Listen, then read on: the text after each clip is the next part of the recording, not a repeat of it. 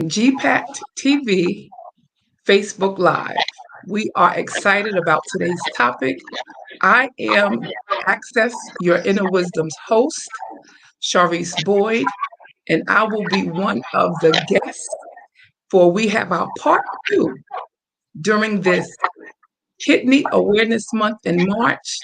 We are continuing to gain insight and awareness regarding kidneys, what we do not know. I am happy to introduce to some and present to others those who are a part of our part one on our GPAC TV channel during March 2024, which is Access Your Inner Wisdom's anniversary. We are 1 year today. Without any further ado, I'm excited to present and give the mic over to our very own Amanda Robinson Latham, our co-host for the evening. Welcome. Thank you. Good evening, everyone. It is a pleasure to be here tonight. This is something that's very dear to my heart, as Miss Chariesse we explained on that last when we did the show. It is an honor to be here, and I'm delighted to meet you guys for the very first time. And if I could I just get you guys to introduce yourself so that the viewers can know who's speaking to them? I am Overseer Dr. Earl Jackson. All right, I am Rachel. Thank you for being here. I'm sorry. Yes, I am Rachel Joyner-Jones. I am a nephrology nurse. Thank you for being here. Okay, so we hear that you're the nurse of the crew. So tell us a little bit about your journey and how you got to be a nurse for all these individuals that really, really need this service. Like I never knew how important this was until it actually hit my front door with my grandmother being diagnosed and having to go on dialysis. So could you tell us a little bit about your history? Yes, ma'am. So thank you for allowing me to join and share my knowledge about dialysis and kidney failure.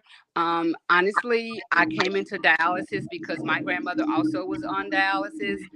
Before I was a nurse, I was a school teacher, and that was my calling. My father had some health issues, and so when he passed away, I promised him that I would come out of teaching and go back and go into the field of nursing, and I've done just that for over 22 years. I've been practicing nursing. Dialysis is my calling because it impacts predominantly African Americans. And with grandma being on dialysis, I didn't understand why she was going to the clinic and what was really happening. But my journey started really because of Grandma Louise. And so that's how I came to the knowledge of dialysis and the importance of our kidneys and what our kidney function really do and what it really means to have good kidney health.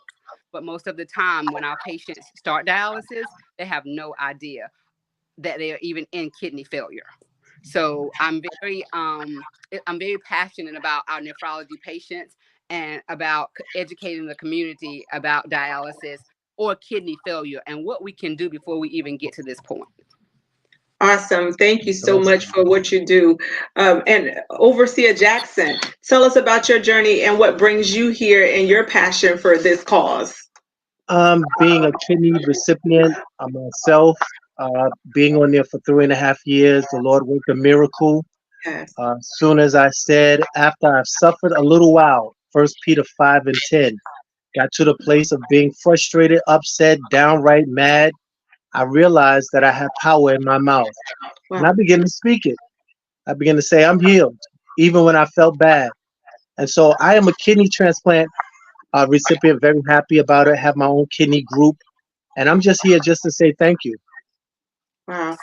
That's awesome. Amazing. So, Chariesse, I mean, there are many people that know you from your platform, but could you just give us a little bit about you and your passion for this cause so that the viewers can know why you're here tonight? Absolutely. You guys know I am your host here at GPAC TV 23. You can catch us worldwide because we purposed to monthly have different types of topics that gives in-depth insight, as you stated. Nurse Jones, people that look like us. Certainly not limited to, but definitely the importance. And I'm so honored, doubly honored, to announce that we are in the midst of Kidney Awareness Month. With that being said, I wanted to expose and give more awareness to this chronic illness and diagnoses, to the two individuals that are with us, Amanda. As folks will see, if they don't see it live, when they review this showing, they will see that Nurse Phoenicia, who was with us, Amanda, for our part one, was not able to be here this evening, but she left us a ram in the bush. So Yes. we're excited to have Rachel Joyner-Jones here, and we are looking forward to the questions, Amanda, that you will be presenting to her, coupled with a gentleman who actually told me through his spiritual mouthpiece of words given by God when he received his kidney, and I'm speaking of Pastor Earl Jackson, Overseer Jackson, Dr. Jackson. He called me and he said, Chariesse, I didn't tell people yet. I didn't tell many, but I'm calling you. You're next. You're next in line. And I was just so grateful. And here we are together. Here we are together. And we've only just begun. So, Amanda, without further ado, I will render the floor to you with your questions. And, you can let everyone know that they can certainly chat in their questions, comments, and concerns, and I will monitor it from on this side. Awesome, awesome. So, like I said before, you guys, this is something that's very dear to me, and it's so in our community. A lot of times we don't understand things until it hit our home, and for me, that was the case. So, walking in the door with my grandmother, I had no idea what this was at all until my grandmother started having symptoms and getting very, very sick, and then they tell her that her kidneys are failing. So once they told her that, we go into this slew of different doctors and different testing that at the time my grandmother, 76 years old, did not understand the language, the terminology that was used. So on that note, Nurse Rachel, can you tell us some of these big words that some of us that are not in the medical field may not ever hear in our everyday language? Tell us some of those words that are used when it comes to kidney failure that may not be in our everyday language. What are we listening for? What are we looking for when we go to the doctor in the language that they use? So I would like to say, correct, Amanda, that a lot of times, majority of the time, patients have no idea that they're in kidney failure. What typically happens is you get very sick, you're fatigued, you're tired, you're nauseated, you're throwing up, things are happening to you, and you find yourself inside the hospital where they may place a catheter in your chest and they tell you that you have to have dialysis, you will die, you will not live. And you don't understand, because a lot of times, and especially African Americans, and especially my grandma, she would say, there's nothing wrong with my kidneys because I still pee, I still I said urinate. that too. I My said Yeah. that too. are Yes, sir. functioning fine. And so what the doctor tells you is that you must start hemodialysis immediately. And they're saying, what is hemodialysis? What is that? You're going to get on this machine. You're going to go 3 times a week. You're going to be there for 3 hours, 3 to 4 hours, and then you'll get off, but you'll be better. They don't give you all the information. You're not informed that there are 2 types of dialysis. You can't make an informed decision because you don't even hear it. All you've heard is, you don't do this, you will die. And so that's the first thing. We become afraid. We don't even know what that is. And they tell you they're going to put a catheter in your chest, or you wake up with one in your chest and you say, what is a catheter? What is that going to do? They say it sits into the superior vena cava of the heart. And then you're asking, like my grandmother, what is the superior vena cava? And so those are words that you hear a lot of times. Hemodialysis, that your kidneys are not working, that your glomerula is not functioning like it should. So our patients, our families, our loved ones have no idea what's happening. There are 37 million people right now in chronic kidney failure, and only 90% of those patients don't even know that they have it. They don't have any symptoms that they're aware of. When the symptoms come, you're too sick then to do anything about it. So what I say to patients, is if you have high blood pressure or diabetes, those are the number 1 and 2 things that kill our kidneys. if you have those things, Amanda, you need to be asking your primary care physician to take 3 labs for you: the bun, creatinine, and you also need to check your EFR. You say, well, what is that? Or your GFR. What Wait, is that? hold on, Rachel. Rachel, hold on. You going 1,000 miles per hour. We don't I'm so know what sorry. half of that I stuff speak is. fast. I'm so Break it sorry. down. Let's break it So down. What's a catheter? Slow a, down. What's a a catheter? catheter is a tube. If you're doing hemodialysis, it is a tube that they place in your chest, and the tip of that tube, plastic tube, sits into the superior vena cava of the heart, the portion of our heart that can pump that blood out and receive that blood back, pumping it out through the artery and receiving it back through the vein. That's what a catheter is for the heart, for hemodialysis. But you have another type of dialysis called peritoneal dialysis. And you also will receive a catheter for that as well. It doesn't sit in the heart, but it sits in the stomach or the belly, the abdomen. And so that is another way to do dialysis, cleaning the blood using fluid as opposed to pulling the blood out of a line that we would do with hemodialysis. Well, I thank you for that, because though even now hearing it, I couldn't repeat it back to you if you offered me cash money. So thank you for explaining to us and all the viewers of those that terminology. So for the individuals, Shari and Overseer Jackson, tell us about your experience of how you found out that it was something going on, because a lot of people, as Nurse Rachel said, have no idea. They think it could be just, I'm just tired. I need some rest. I'm thirsty. Different symptoms that they may be just writing off or self-diagnosing, as I do sometimes with myself. Tell us what made you guys go in and realize that something just isn't right. And we can start with you, Overseer Jackson.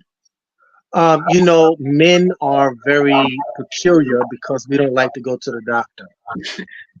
And so what happened was I had went to the doctor 3 days before. I got a phone call at my job, and they said my creatinine was at 4. Go to the emergency room immediately. And I said, I'll go tomorrow, which was Saturday. My wife convinced me, go to the hospital because this can be very serious. And so I went to the hospital, and that whole Saturday they did all of that, what nurse just said to us. Um, they began to put everything in my heart, and it was so scary, if I can say it. It was very scary, overwhelming, and I did not understand what was really going on. Because as I say, men, we don't want to go to the doctor. We just put a Band-Aid on it and say it's going to be okay. But I did not notice that I was losing weight. I did not notice that my skin color was changing. I did not know that a lot of things was going on, feet swelling, didn't even know what it was. Wow.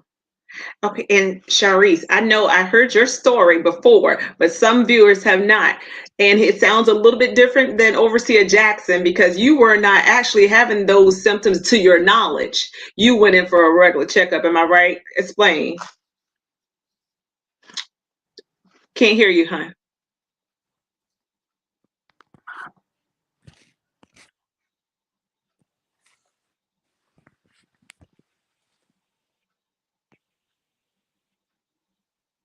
No, we can't hear you yet.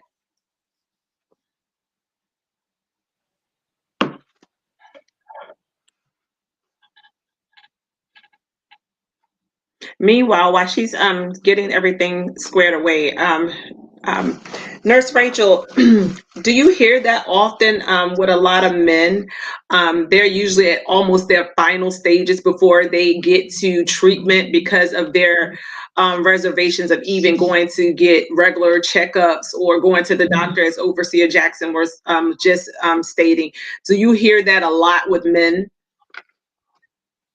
Yes, ma'am, Amanda. I do hear that a lot with our patients, that typically, like Overseer Jackson said, when it hits you, it's very scary, and you are so unaware of what they're even talking about in reference to your creatinine levels and what that means. And because they do not go to the doctor as often as we do as women, they are usually at that final stage, which is there's 5 stages of kidney failure. And so usually they're at stage 5 and needing to be on dialysis, and they end up with that catheter in the heart, and saying, if you don't do this, you should surely die.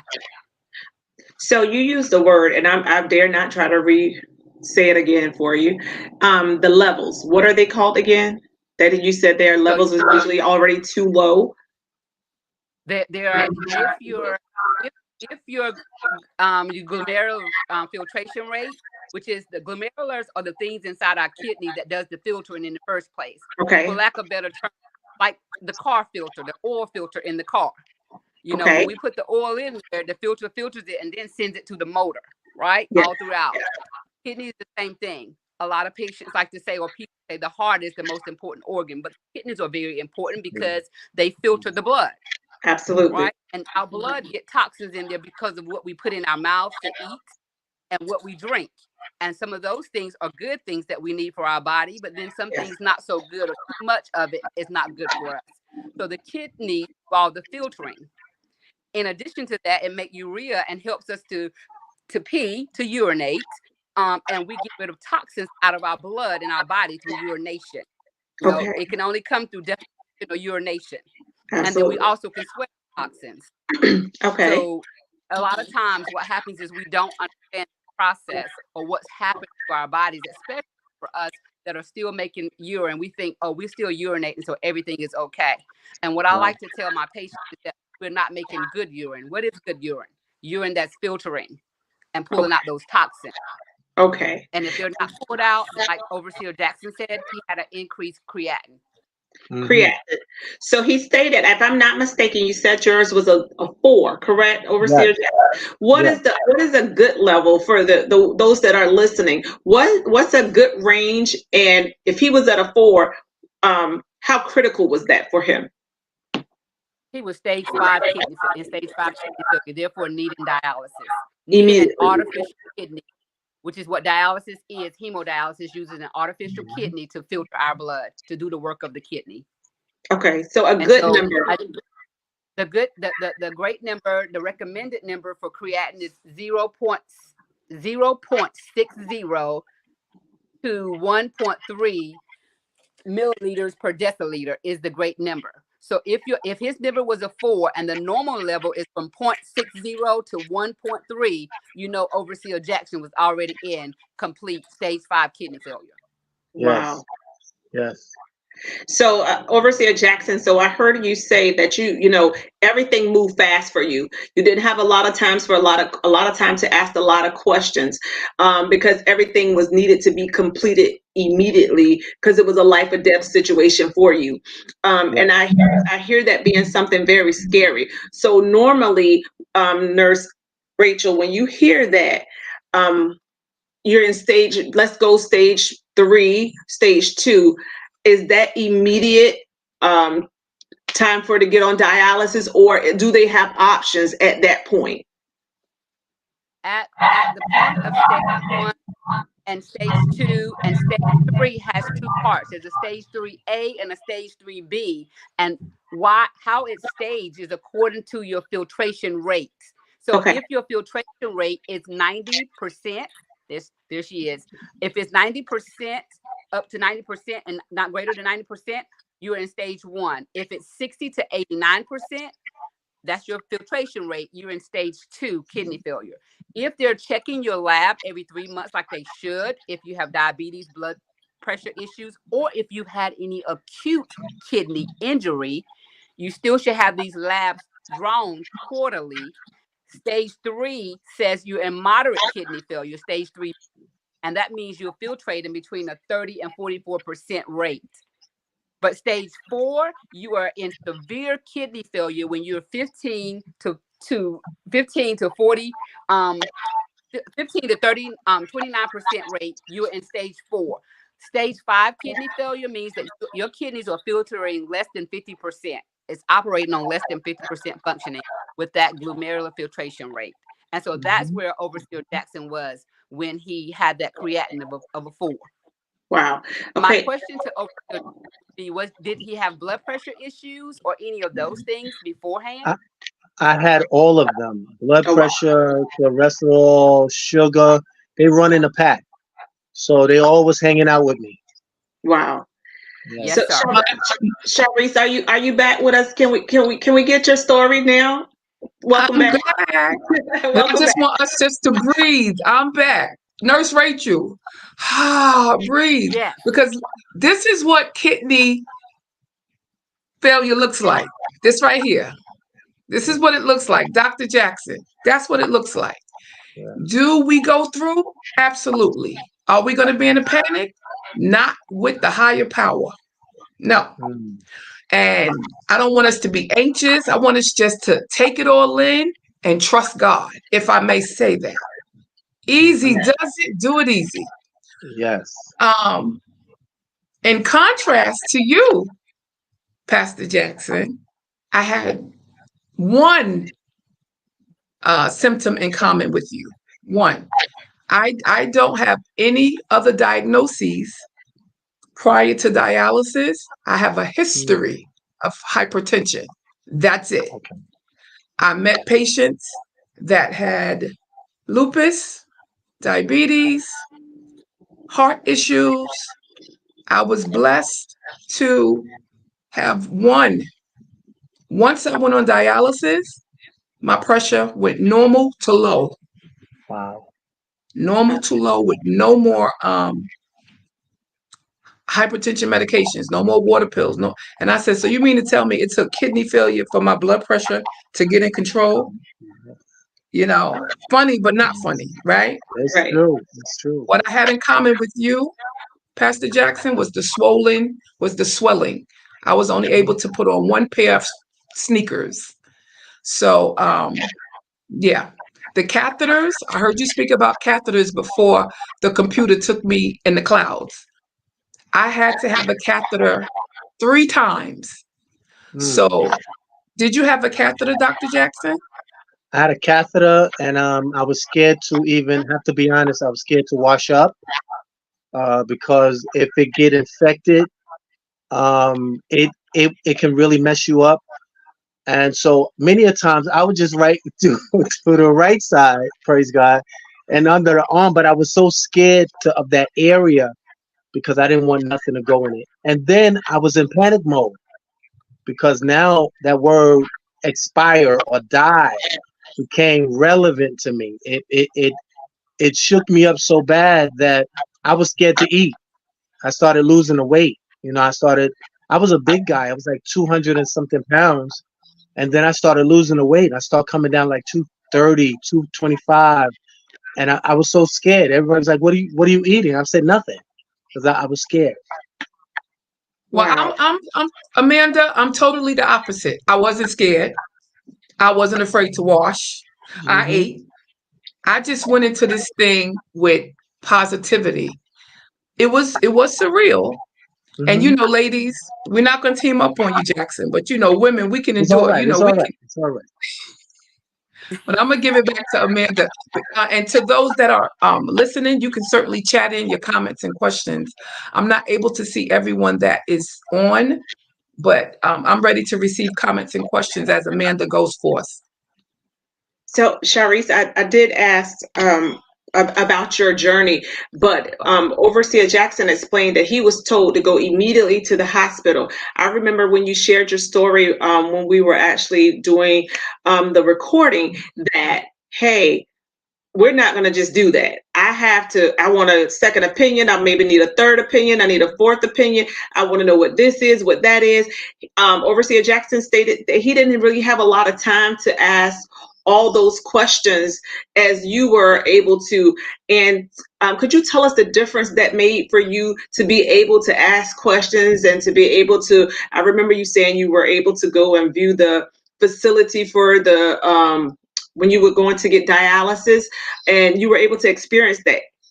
He was kind of in rush mode and you were able to take it a little bit slower. So tell me, what do you think that made a difference for you and your fear also? Somewhat, somewhat somewhat because I I wasn't with you listening when you said what stage you were in, but I was in like the middle stage as well. I refused dialysis because I didn't feel anything. And what I would like to say to the viewers in the audience who want to gain insight, you know, get second and third opinions. It may possibly, more than likely, be inevitable. It may be inevitable. However, half of the time in talking with fellow patients that became our warriors together, as we say, right, Dr. Jackson? It didn't have to be done as fast as the medical team says. And I say that from the bottom of my heart. And I made sure when they diagnosed me, it took me about 2.5 years to go on dialysis because I said no. And I met so many people who, if they're not viewing it now, they will, because I've interacted with them. And they said, "Oh, Chariesse, I wish I would have spoke to you first," because Nurse Rachel, they received peritoneal when they didn't want to, and they didn't know about a fistula. They didn't know about a graft. Some people received their treatment in their thigh because they didn't have an option. I what I'm going to close with for this second: question, question, question, and last but not least, use the World Wide Web. Most medical professionals tell me, don't go on Google, don't go on Dr. Med. I'm going because half knowledge or some knowledge or a piece of knowledge is better than no knowledge at all. I will come back and ask you questions. And oftentimes I ask them questions and the medical staff said, "Where did you get that information from? Did you know that?" So Amanda, I leave you with, they should be proactive. So speaking of being proactive, Nurse Rachel, what can we do to be proactive as far as care before getting diagnosed with, let's even go back as far as diabetes and the hypertension, those things. What are some things that we can do to prevent these things from happening? Are you not able to hear me? Nurse Rachel, I can hear you. Her mouth doesn't seem to be moving. Nurse Rachel? Amanda, do you see her mouth moving? Because I don't. I see it vaguely, but just a little bit. She said she can't hear. I can hear again. I Okay, couldn't got you. You hear us now? You're kind of going in and out. So we lost you for a little while ago as well. Nurse Rachel, I don't see your lips moving. Say something. She probably can't hear us. She can't hear us. Okay. So based upon when we were talking with Nurse Venetia gave us a couple things of suggestions for us. Go to your healthcare provider, go to your PCP regularly.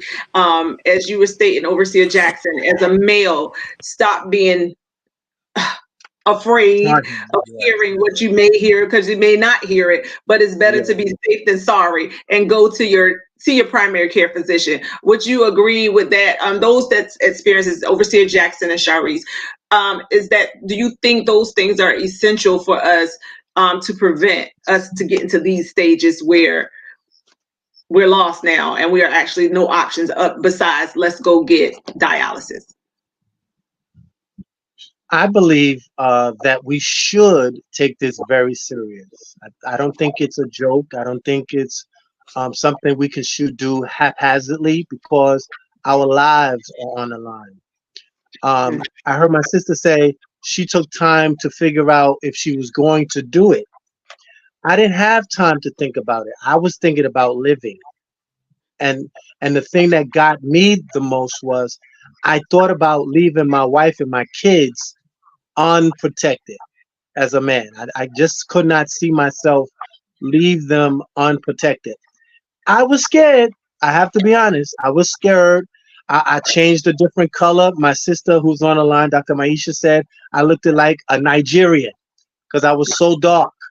But I wanted everybody to understand that it's very, very important that we take this serious. We have to go see our our personal doctors to make sure that we are good. Wow. That is awesome information.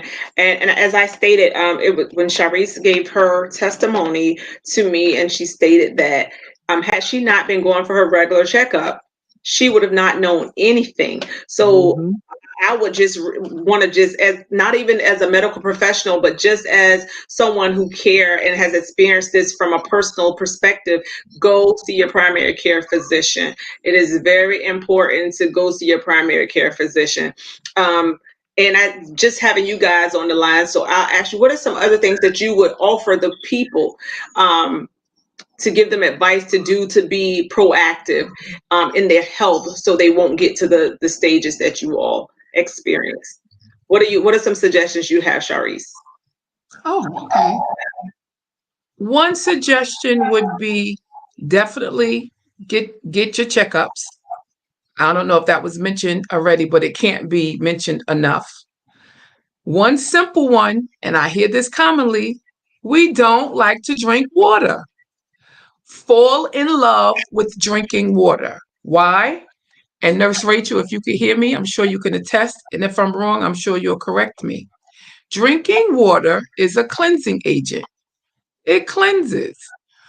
And I had to acquire the love for water. I like water, but I had to love it. And that's what kept me off as long as it did. It's apparent, um, Pastor Jackson, that we had two different situations.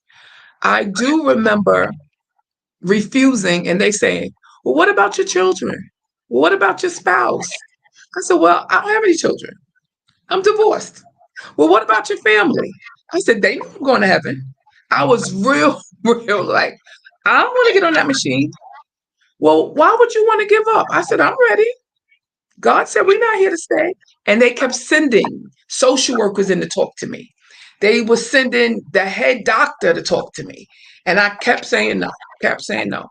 But the team kept going back to the drawing board to find out why is she's so vibrant? Why is she saying no?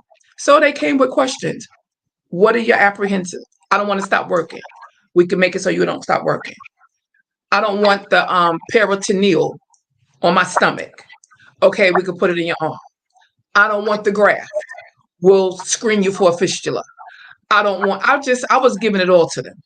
And everything that I hit them with, they had a solution for. Um, Water, checkup. Dr. Jackson, what else? Exercise. You have to exercise. I make it a practice since 2018 to walk up the stairs. I live on the fourth floor, but I walk up every day only because I got stuck in the elevator and because I realized walking makes me feel a little bit better. I feel my pressure going down. It relieves a little stress. And so I walk up the stairs. I walk all the time at the job, so exercise helps your body pass all of those things that we have going on inside.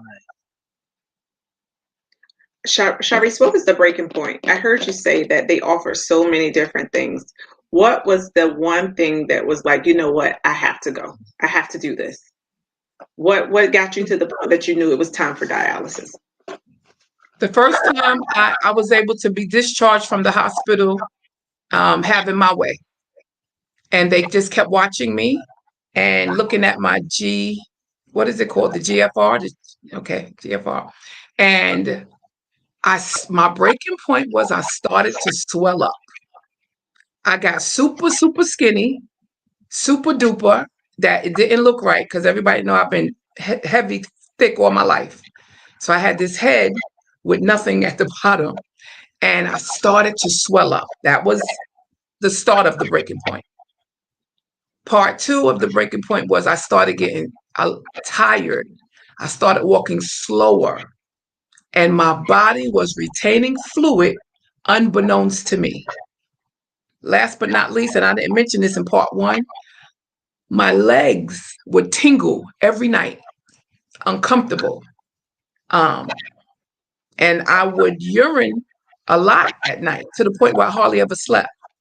And I only worked 20 minutes from my job, and I would fall asleep at the red lights. But those who review part one of our pre-recording, you'll hear that part of me.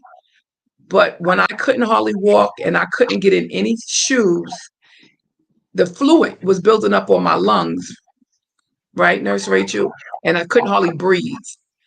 So I had took a trip on purpose out of the country because I knew that I was going to get on dialysis soon. And my friends and I said, you know what? Word on the street says you can't travel outside the country when you get on dialysis. So I went outside the country and I was swollen then. And I asked my kidney doctor to give me some kind of pills so that I could release myself. And he did. And when I came back, as soon as I hit Miami airport, I called him. I said, I need to come in. He said, we're going to arrange for you to go straight to the hospital. They pulled 2 liters off of me. Let that sink in. 2 liters. And I still didn't want to get on dialysis. Well, they wouldn't discharge me until they could convince me. And they sent a woman of color, I'm going to say that, registered nurse and a woman of color social worker. And I believe that was their tactic for me to be like, we're going to give it to you the best way we know how. And they told me I was going to die. They told me I was going to die. And I said, okay, I'll do it. Wow. So Very you simple. you use, yeah, it seems as if you used some G, give it to us, Nurse Rachel. She was your GSF, GSGC, what was it? Glomerular GFR. filtration rate. Okay. Tell us about that, because we're giving letters, but some of the viewers may not know what that is. Tell us what that is. So that is the rate when we were speaking of the different stages of kidney failure, stage 1 through stage 5. So the GFR, basically, if it is less than 15, which 100% meaning your kidneys is filtering, it's the rate that your kidneys filter your blood and separate the urine and the blood and cleanse it. So that's 100% when your kidneys are working like they should. And then when it falls to 90%, you're in stage 1 kidney failure. But when you get to where Miss Chariesse was, where she was retaining fluids and she could the kidneys were no longer filtrating, that GFR, it was only working at less than 15%, functioning as far as the rate that it could filter that blood and separate that urea or that urine. That meant the only way for her to get that release that she needed was to use an artificial kidney. Okay. By going on dialysis. Dialysis. Okay. So with you all both being Overseer Jackson and Ms. Chariesse, with you all receiving transplants, Nurse Rachel, what makes you a candidate for a transplant? How bad does it have to be to put you on a transplant list? So Overseer Jackson and Ms. Chariesse can speak to the fact that in order to get on transplant, there are quite a few things you do have to have, which is clearance from a cardiologist. You have to go see a psychologist at some point. GI has to clear you. So your whole body system, you go through a series of, first you go to the transplant center to get evaluated, but you also have to be cleared by different physicians. And your blood pressure, which is one of the things they want that to be kind of under control, because if you get a new kidney and that blood pressure is still not controlled, that kidney also could become damaged. You can go into kidney failure. So there's a list of things you have to do to be a candidate for transplant, being cleared by each physician. So transplant, like I said, transplantation, especially for African Americans, a lot of times we don't like to be donors. We don't understand the importance of donating, that God doesn't need those kidneys in heaven. I mean, and a lot of us are not even registered donors, but it's very important to have this type of form to let people know about being donors as well. So the process to have transplantation is very tedious. However, it's also possible. You can get a live donor. You could have a family member or a friend that could see if they're a match to donate. And then sometimes, that may not be possible, but you also have other ways to get donations. You could do something called a kidney swap, where your family member may not be a match for you, but a match for someone else, and then they will find you a kidney somewhere, and you can be transplanted. So there are a lot of different ways, Amanda, that you can be transplanted, but you do have to be cleared for transplant. Okay, thank you for that. I know we have a couple questions, Chariesse. Are you able to throw those questions out there for us? Yes, I am. So we're down to about 5 minutes and some seconds. So I will read it out loud and put it up. This is Charlize Johnson. She's asking, how much water should we drink a day to cleanse the kidney? Nurse Rachel? I don't know. At minimum, what we have probably always heard is 8 glasses of water a day, and that's 8 ounces. That's the normal that our body use. But if we could get in greater than that amount, that will be wonderful, because it will continue to keep those kidneys flushed. All right, thank you. So I would say 32 ounces is the norm, but if you can go beyond that, that will be great. Awesome. Did we have any others, Chariesse? We have a comment from this young lady who I'm sure is one with Overseer Earl Jackson. And this is a comment from his illustrious wife, Dr. Melissa Jackson. And she's stating, what is she stating, Overseer Earl Jackson? She said it's very important to go see the doctor. Yes, I agree. Yeah, I agree. Yes. So I guess, go ahead, Chariesse. Go ahead, Amanda. No, I'm looking for more. You can go on. No, I was just getting ready just to say that with all the information that has been given tonight from Nurse Rachel, it is the main thing I'm hearing is that self-care over and over again, just taking care of yourself, slowing down and understanding when your body needs things. A lot of times we'll ignore small things, even if we've been to the doctor and I just went to the doctor last month. It's still important to hear your body, to feel what your body's trying to tell you. Is that correct? If I may ask, Nurse Rachel? Yes, ma'am, Amanda, I agree. It is important to listen to our bodies. And what I do love about what Ms. Chariesse shared about even her reluctance to start dialysis, having an answer for everything that the healthcare professionals would present to her. I think it was very important that she also knew how to negotiate, i.e., or advocate for herself. That's very important too. And then to gather more information. And I will go back to this. We are what we eat. That is not just cliche or whatever. It is important to understand that whatever we put in these bodies, it is important to understand that some of those nutrients are great for us, but some are not so great. So our kidneys are very important organ that filters all those things. And it's important, like you said, Amanda, to listen to the body. Dialysis is a good option, but it's not God's best. I will say that. And dialysis is not your life. It's just a way to extend life. And I want patients to understand that too. But when great is an option, good is not enough. So if we listen to our bodies, that honestly, and we ask those questions, I do believe that we can, again, do better and not end up in a situation that we need dialysis. But even if we do need dialysis before transplantation, understand it's not the end of life. Thank you so much for that. It's a way to extend it. Thank you. Overseer Jackson, do you have anything that you want to add to that? Your wife gave us a very key point. Go see your doctor, because we are not the professions. And like I said, I will, as Chariesse said, it's okay to Google, but sometimes we Google and think that's a doctor's order, and it's not. So it's important to go to the doctor. But do you have anything that you can say on your end that you wish or that could have prevented you from being in your situation that you could offer to some of the viewers? If I had just paid attention. Sometimes we do not pay attention to what's going on around us and in us.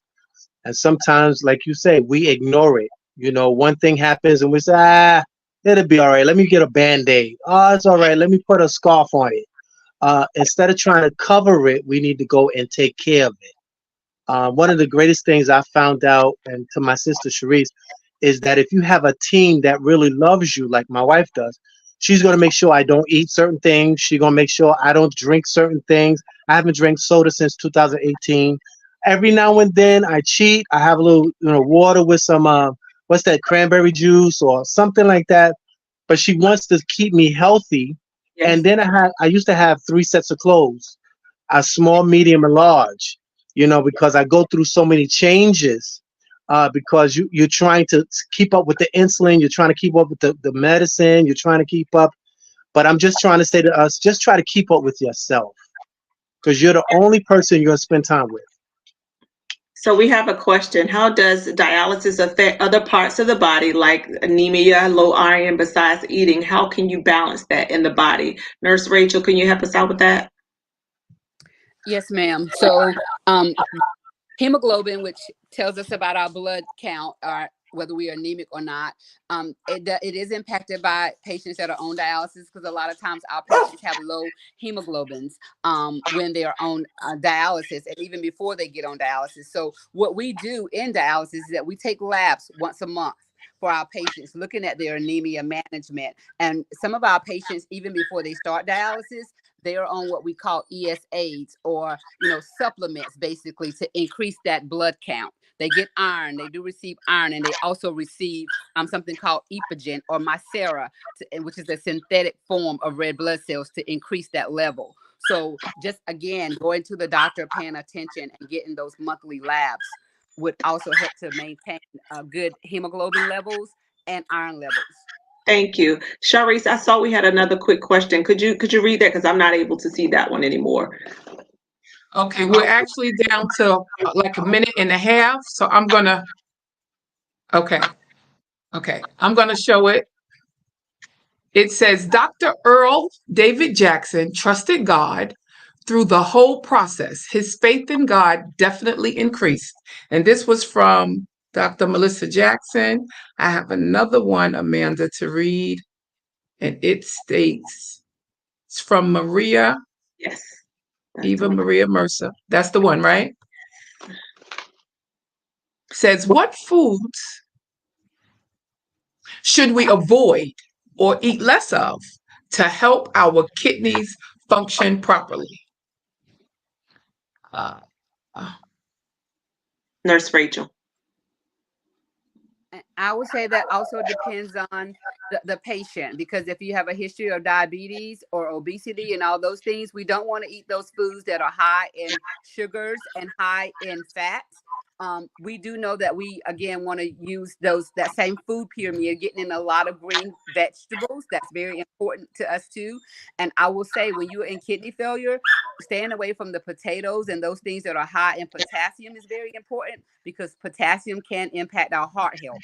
So again, a good meat source, wonderful. Not fried foods high in fats, but getting in enough protein is important.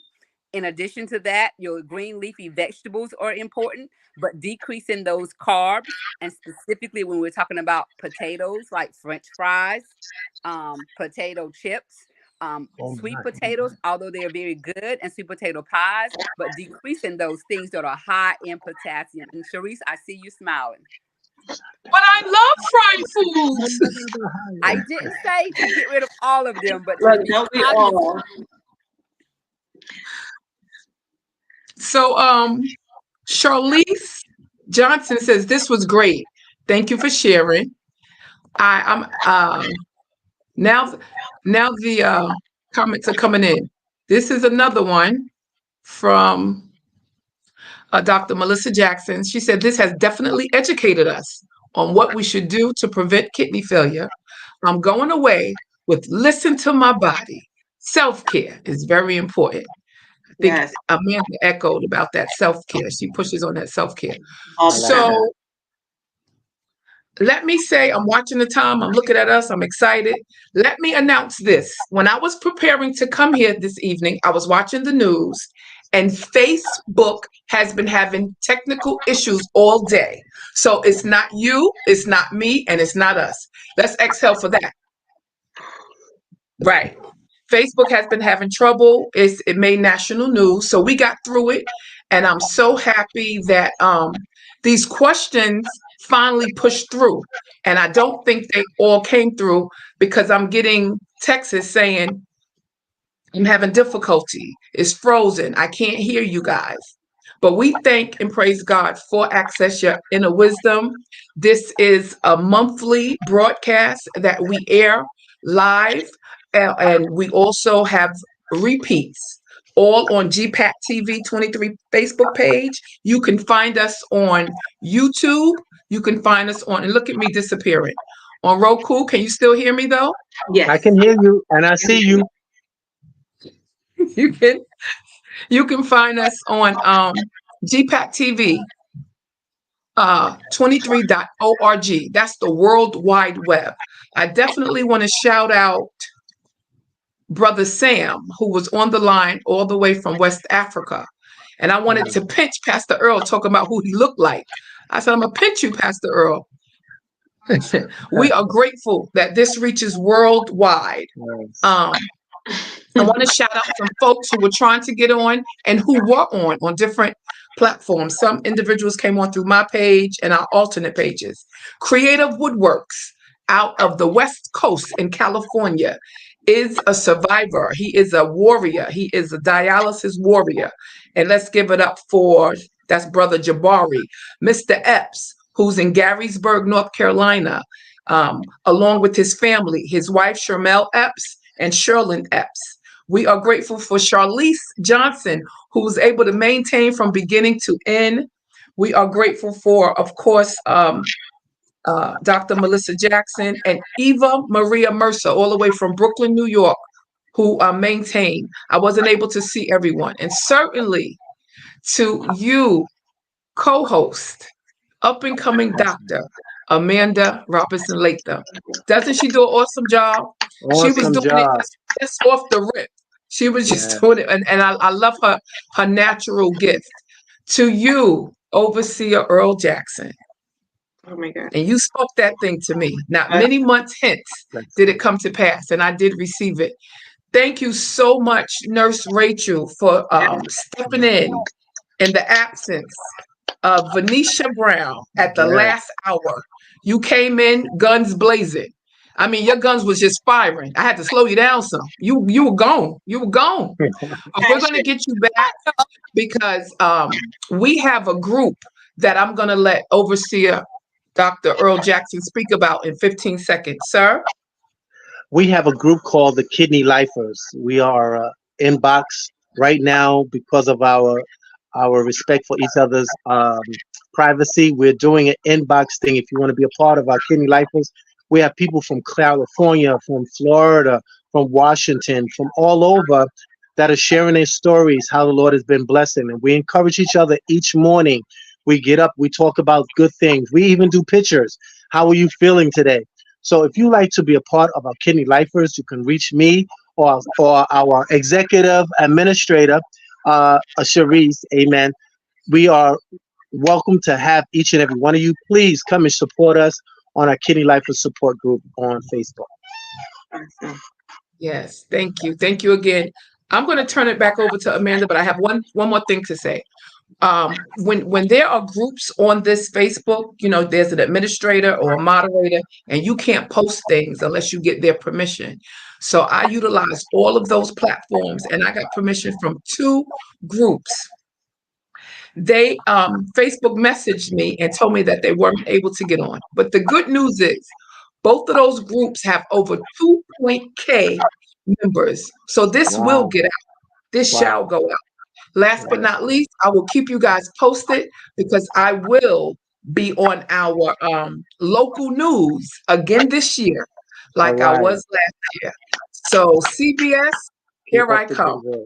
As I was preparing to come here, I got the call from WNCT here in Pitt County of Eastern North Carolina, and she wanted to ask me if she can take out some of this information that we're sharing. Of course, I got permission from our program manager here. So we're going places. How do you guys feel about being a part of what God has allowed us to do? It's What a awesome. wonderful thing. Beautiful, Awesome. beautiful, Awesome. To beautiful. Amanda. So I just want to take the moment to thank, first of all, Nurse Rachel for what you do. Um, it doesn't go unnoticed. Like I was telling us when we did the live with the recording, that it took a nurse to take time for my grandmother. Chariesse talked about how Nurse Venetia stepped in. It was that nurse that changed her mind about some things. So it's people like you that give them that fight. So I just want to say thank you for what you do. Every nurse don't have the bedside manner or the time to stop and say, let me take the time to educate on my free time. So thank you for what you've done, and thank you for sharing this moment with us. You've brought so much information and education, just not only to everyone, but to me. So I thank you for that. Overseer Jackson, your faith. I can tell what got you through. Just when I saw your face, I saw the presence of God. So that is a wonderful thing. So I thank God for you and Chariesse. I tell you all the time, what a light. What a light to the world. And you guys both, you keep on. God gave you this chance. You all are both living testimonies. And I thank God for your life, for saving your life for a moment such as this. So thank you for allowing me to be a part of this and to reverence my grandmother who fought the fight but lost her battle, but gained her wings and are going to be with God. But what a blessing. What a blessing that brought us all here together. So God is intentional, and I thank you for the opportunity to share this co-host stage with Chariesse. Thank you. Bless you. Bless you. All right, everyone. Have a wonderful evening. Thank you, viewers. Thank you, watchers. Bye bye. Good night. Good night.